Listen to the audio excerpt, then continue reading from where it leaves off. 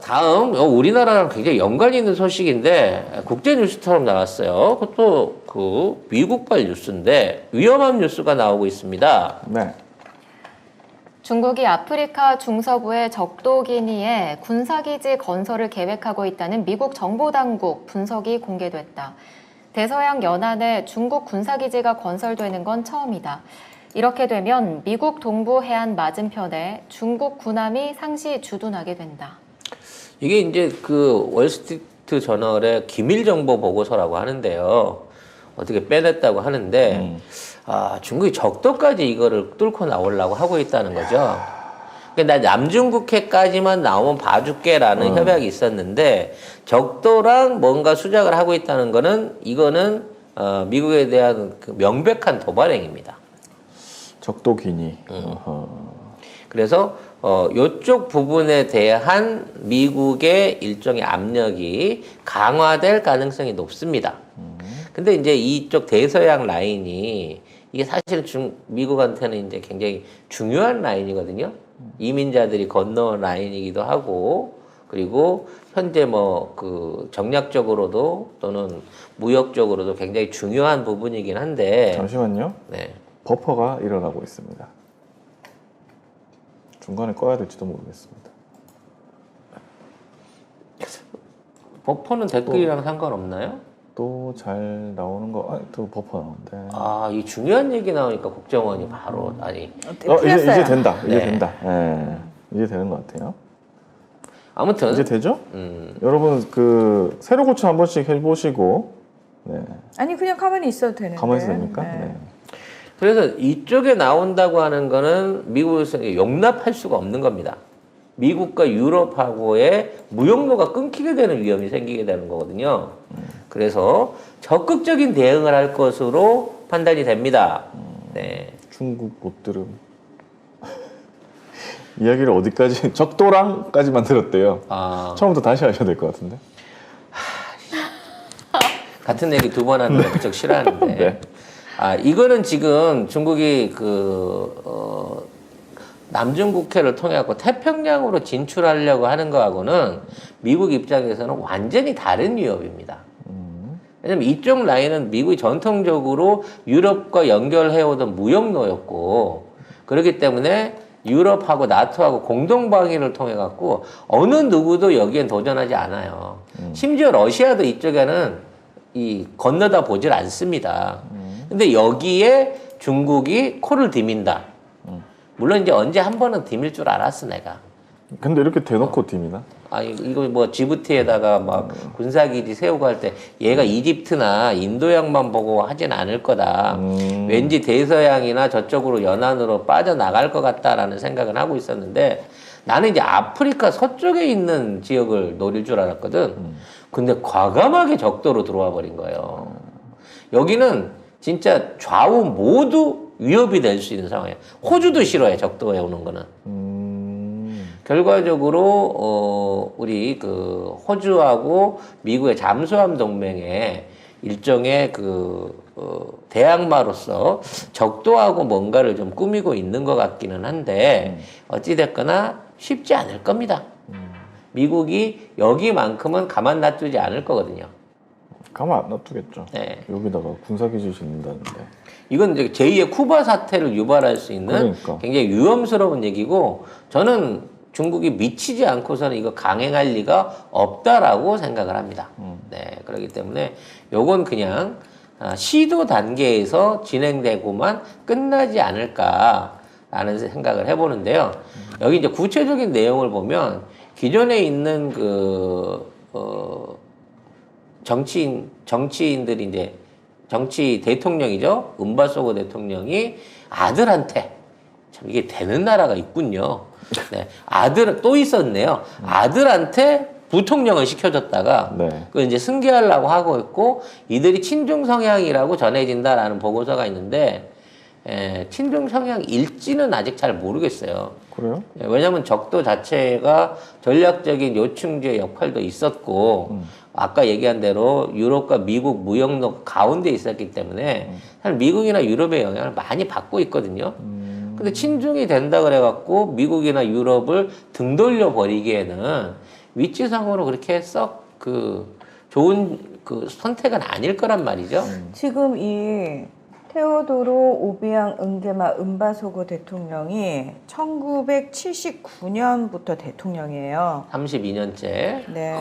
그러니까 42년이구나. 40이면 여기가 독재국가란 얘기죠. 자, 독재국가란 얘기는 뭐냐면은 서방 국가들이 계속해서 푸시를 하는 나라라는 얘기거든요. 근데 중국 입장에서는 사실 적도기니 입장에서는 중국하고 손잡는 게 낫죠. 중국이나 러시아는 그런 거 가지고는 자기네들도 독재국가인데 독재 갖고 뭐라고 안 하니까. 뭐라고 안 하는데 미국이나 유럽은 계속 이 부분 가지고 걸고 넘어지니까 불편하죠.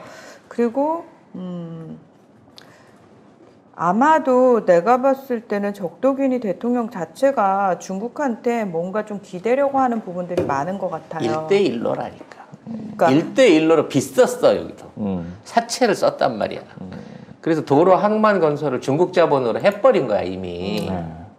그래서 지금 중국이 이걸 엮으려고 하는 거죠. 근데 어차피 독재자인 이 사람 입장에서도 그냥 미국이나 유럽이 우리 건드리는 거 짜증나니까 중국이 우리를 그러니까 보호해줘라는 뭔가가 있을 수도 있죠. 중국의 영향권 아래 들어가 버리면은. 그렇지. 그러니까 얘네들도 한꺼번에 올인은 안 하고 양쪽에 이제 양다리를 걸치면서 양쪽에서 다 받아쓰고 싶은 거지. 근데 받아쓰기가 쉽지 않은 게 그러면 독재 정권이 해체돼야 돼요. 그러니까 그런 위험성을 모르니까 자기 정권은 영원할 거라고 믿으니까 미국의 심기를 건드리는 거예요, 지금 이 사람들은. 결과적으로 아랍에미레이트에도 중국이 이제 군사시설 설비하려다 1년 전에 강제로 철거당한 적이 있거든요. 근데 아랍에미레이트에 세우는 것도 싫어하는데 적도기니에 세우는 걸 미국이 가만 놔두겠어요? 안에서 쿠데타를 일으키든지 아니면 내부의 반군을 일으키든지 아니면 경제 제재를 하든 뭘 하든 해갖고 찍소리 못하게 만들어 버리지. 곧 여기서도 민주화 바람이 시위, 불래나? 대규모 반정부 시위가 벌어지는지를 봐야 되겠네요. 일단 외교적으로 어떤 인사들이 여기를 찾아다니는지 관심 갖고 보면 괜찮을 것 같습니다. 첫 번째 그 안은 군부 쿠데타인데 중국은 군부 쪽도 이미 공을 많이 들였기 때문에 두 번째는 대규모 반정부 시위를 노려볼 수 있고 그래서 이제 적도 기니 안에 갑자기 빈민 구호 단체라든지 국제기구 쪽에서 많이 들어가는 환경 단체라든지 NGO NGO 들. 단체들이 갑자기 막 늘어나기 시작하는 그런 상황이 생겨날 수 있다는 거죠. 네. 어찌 됐거나 잘해보시라고 하고요. 대서양은 우리가 상관하기에는 너무 멀다.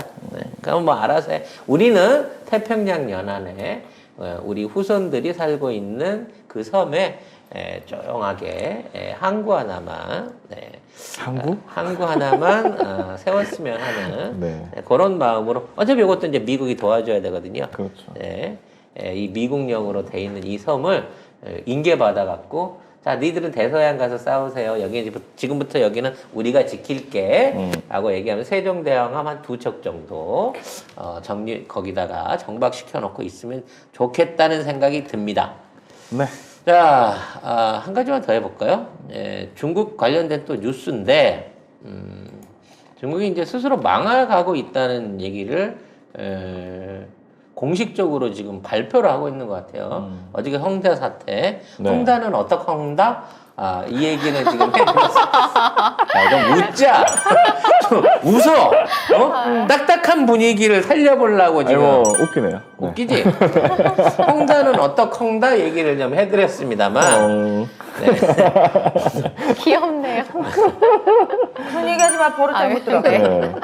근데 오늘은 총리가 나서가지고 지급 준비율을 내려서 돈을 추가로 푼다라고 얘기를 하고 있습니다. 네. 이 얘기는 뭐냐면 기사 한번 읽어주세요. 네. 중국인민은행은 어제 지급준비율을 15일부터 0.5%포인트 내린다고 밝혔다. 최근 급속한 경기 둔화 와중에 중국 2위 부동산 업체 헝다의 부채 위기까지 현실화하자 전격적인 조치에 나선 것이다. 이게 헝다를 살리려고 하는 게 아니고요. 헝다한테 빚준 은행들을 살리려고 이러는 겁니다. 돈을 푸는 거죠. 근데 돈을 풀어도 서민한테 돌아가는 돈은 얼마 없고 각 은행들의 쉽게 말해서 비어 있는 금고를 봐주겠다는 거야. 안 채워줘. 안 아니 채워줘요? 얘네가 채워주는 게 아니고 지급 준비율 자체를 인하해 준다라는 거는 야 많이 준비 안 해놔도 되니까 니들 알아서 좀 채워. 그냥 좀 부족해서 걱정하지 마. 우리가 감사 안 할게. 그렇지. 네. 대신 절대 헝다한테 추가로 돈 빌려주다간 뒤진다. 지금 이 얘기를 하고 있는 거예요. 네. 그러니까 지금 이제 헝다 때문에 사실 서민금융이 다 죽게 생겼거든. 뭐 헝다도 이거 저기 우리나라처럼 갭 투자 안 했겠어요. 돈 있는 애들이 한 채 사서 그거 대출 많이 받아 또 했죠. 사고 또 사고 어마어마하게 했을 거란 말이야. 근데 중국은 얘네들을 이 구조해줄 아무 생각이 없어. 실거주자만 살려주고 나머지는 네 알아서 해 그러는 거거든. 근데 그게 맞는 거 아닌가요? 당연한 거예요. 이렇게 아니 네가 돈 투기할 때 뭐 국가에 허락받고 했어? 그러니까 왜- 네가 그걸로 돈 번 걸로 국가에 세금 내려고 했어? 아니 근데 아니잖아. 왜 피해 보면은 국가한테 책임지래. 그러니까. 그러니까 중국은 이제 쿨하게 나가고 있는 거죠. 왜? 어차피 돈 있는 놈들은 당간부이거나 뭐 어떻게든 중국 안에서 돈 벌었다 그러면 성실하게 농사지어서 돈 번 사람 없단 말이야. 정부하고 어떻게든 관련이 있는 거죠. 그리고 있지 않을까요? 그렇지. 그리고 미친 듯이 농사만 해서 안 되나요? 없어요. 네. 도저히 불가능한 불가능한가요? 그리고 안타깝네요. 지금 중에 이제 손해를 많이 본 애들 중에 뭐 시진핑 계열이 있다고 하면 그건 꼭 집어서 살려줄 거거든. 그러니까 일단은 표면적으로 다 죽여버려 라고 얘기를 하는 거죠.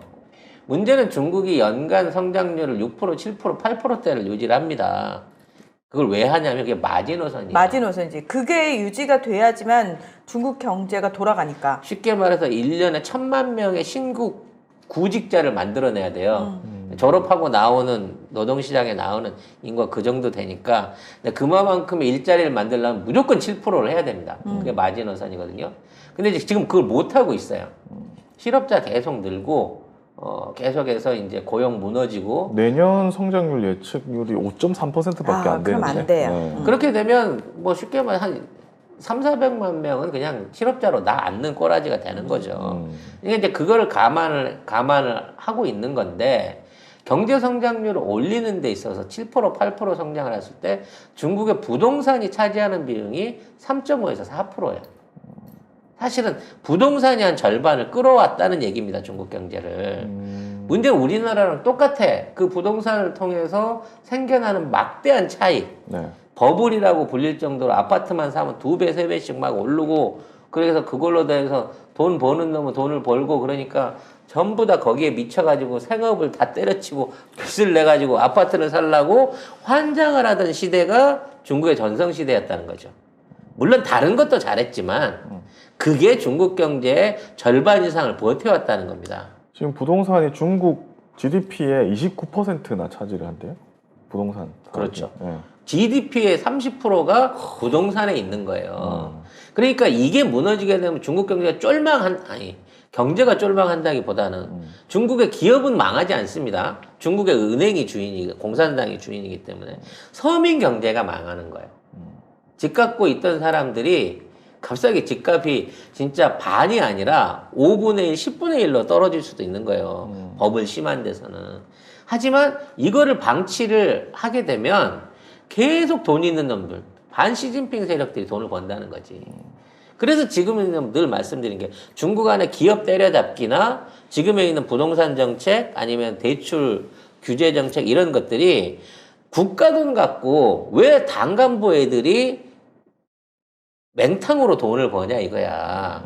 그리고 왜 그 돈을 안 내놓냐 이거야. 부자들 빨리빨리 털어내라고 했는데 시진핑이 원하는 만큼 안 거치는 거야. 이 새끼들 돈 못 벌게 해야 되겠네. 라는 방식으로 옥죄기라는 거야. 더 이상 돈을 못 벌게 하기 위해서. 그래야 자기 돈 쓸 거 아닙니까? 신규 수입이 줄어야. 문제는 이 기간 동안이 얼마나 유지될 것이며 그 안에 있는 일반 서민들, 인민들의 고통은 얼마나 높아질 거냐는 얘기지. 우리나라에 미치는 영향은 뭐 없을까요? 별다른 건 없을 거예요. 없어요. 왜냐면 우리나라에 있는 부동산에 투자한 돈을 빼가려고 할 수도 있겠지만 대려 우리나라로 부동산을 사겠다고 돈을 들고 들어올 수도 있으니까 우리나라한테 악영향만 있다고 보기는 어렵습니다. 그리고 이제 뭐 중국에 수출이 안 된다? 원래 우리는 중국 경제랑 상관없는 것만 수출해요. 쉽게 말해서 반제품만 수출한다고. 그러니까 아무리 경제가 망해도 중국이 우리한테 디스플레이나 LCD나 반도체를 안 사갈 수는 없어요. 그렇기 때문에 우리가 수출에 미치는 영향은 없을 겁니다만 내수 종목들 같은 경우에는 어느 정도 타격을 입겠죠. 중국의 이제 뭐 화장품이라든지 뭐 기타 이건 가겠습니다만 그래도 어찌됐거나 중국의 기업은 산다는 겁니다. 서민만 힘들지. 그래서 지금 중국도 말은 안 나오고 있지만 시중 물가가 50% 이상 뛰었다라고 하는 얘기들이 많습니다. 고기는 한 80%, 야채는 한 50%. 돼지고기 가격 뛰면은 정권이 위험해지는데? 근데 이제 중국에서는 5가지만 통제하잖아. 쌀, 밀가루, 설탕, 계란, 또 하나 뭐지? 돼지고기를 가격 통제를 안 해요? 네. 그 5개 종목의 곡물들만 통제를 해요. 그러니까 이거는 중국이 서민들한테 말하자면 비싸게라도 사갖고 싸게 풀면서 가격 안정을 유지시켜주는 품목인데 그 이해는 못 먹어도 된다라고 없어도 산다라고 생각하기 때문에 야채나 고기류에 대해서는 적극적인 가격 통제를 안 하거든요. 그래서 이런 부분에 대한 서민 물가의 고충이 점점 더 심해질 거다라는 생각을 해보게 됩니다. 네. 아, 맞습니다. 기름. 네. 기름? 네. 식용유. 그러니까 다시 설명드리자면 쌀, 밀가루, 식용유, 설탕, 또 하나가 있었잖아. 아, 계란. 네. 네, 요거까지만. 뭘 하나를 가르쳐주면 나머지 게 또 빠지고. 원래 다 알던 거야. SWM님께 송 작가님 당뇨면 술 자제하셔야 됩니다. 라고 네. 해주셨습니다. 아무튼 이런 상황인 거고요. 그래서 현재 중국 금융권의 평균 지준율이 8.4%까지 내려왔습니다. 원래 우리가 10%를 보통 기본적인 지준율로 두고 있거든요. 근데 이제 10%, 8.4%가 몇 프로 안 나는 거지만 전체 지급 준비율의 15% 이상을 이미 까주고 있는 거예요. 그러니까 중국 은행도 많이 부실해져 있는 상황인데 이러한 부실이 앞으로도 계속해서 이어질 것이고 말로는 이제 유동성으로 공급이 된다고 하는데 이게 공급되는 게 결국 뭐에 들어가겠어요? 헝다 빚잔치 하는데 역으로 끼어서 돌아간다는 거야.